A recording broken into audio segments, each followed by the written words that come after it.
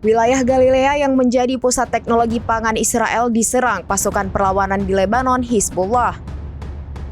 Saat ini warga yang berada di wilayah tersebut tengah menyelamatkan diri ke tempat aman. Dikutip dari tribunnews.com, serangan Hizbullah ke Galilea ini dilaporkan oleh media Israel Kalkalis. Beberapa perusahaan yang berada dalam bidang pangan dan pertanian khawatir terkena bom Hizbullah. Mereka akhirnya memutuskan pindah dari Israel Utara. Pusat teknologi pangan ini merupakan salah satu visi Israel yang terletak di Galilea yang diduduki khususnya Kiryat Shmona. Sebelum perang dimulai, Kiryat Shmona ini menampung 90 perusahaan rintisan. Perusahaan-perusahaan ini menampung 500 pekerja. Namun saat ini, semua perusahaan yang berada di wilayah tersebut hancur. Puluhan perusahaan tersebut kini pindah ke wilayah selatan Palestina yang diduduki.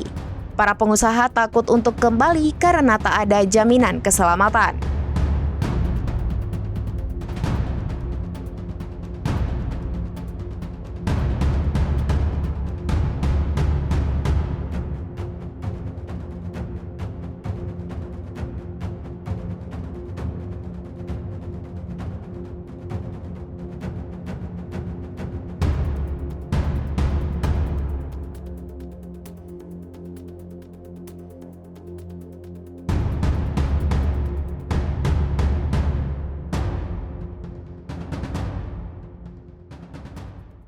Download Tribun X sekarang, menghadirkan lokal menjadi Indonesia.